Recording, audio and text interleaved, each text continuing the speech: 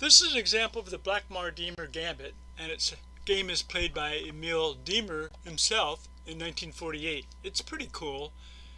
With the pawn on d4 with this, it's a standard opening for the queen pawn opening with this.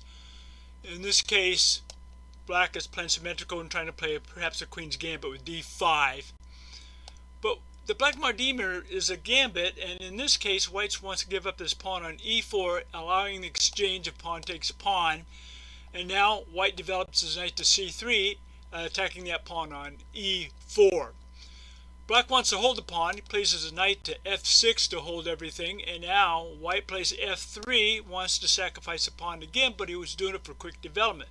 So after pawn takes pawn, white plays knight takes at f3, getting his knight out with this, and now we're looking at something that white can do with this. After black plays e6, white's going to develop his other bishop to f4. Now he's down a pawn, but he's trying to gain in development of his pieces with this. So when Sadler's played with this, black is trying to get out the bishop to d6 and trade. After all, he's up a pawn on that. White ignores the exchange and now goes his bishop from f4 to g5, pinning the knight. When that is done with this, you're going to have something like the knight to d7 to hold, so that right now the knight can't move because the queen is pinned with this.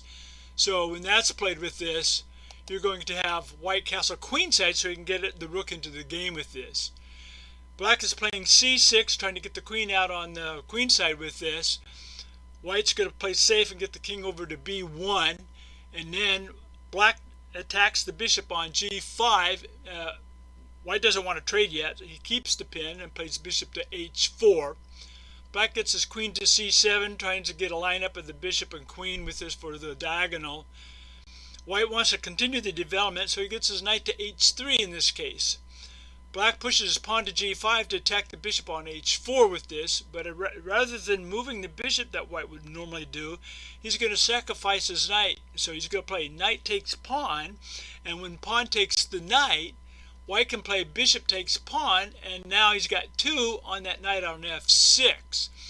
So black wants to move the knight with that, so he doesn't want to lose it. He plays knight to d5. Well, that's okay for white. White's going to exchange the knight, so he plays knight takes knight. Black's going to take towards the center and play pawn takes pawn from the c pawn to the d square. Now, white plays bishop to b5, gets the other bishop out, and pins the king and the knight, so he's got quick development, and we have black as a cramped game. So black pushes a6 to kick back that bishop, but it's going to be ignored by white, and he plays queen to f6. The knight's pinned, so the knight cannot take the queen, and the queen is threatening the rook. The rook for black moves to f8 with this.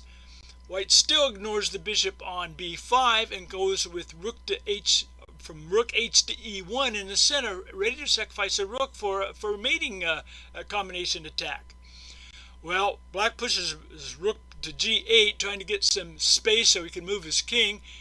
And white's going to take the pawn on e6, check. He sacrifices a rook because after pawn takes rook, the queen takes pawn, check again. King's only got one move, king to f8, rook to f1, and it leads to checkmate.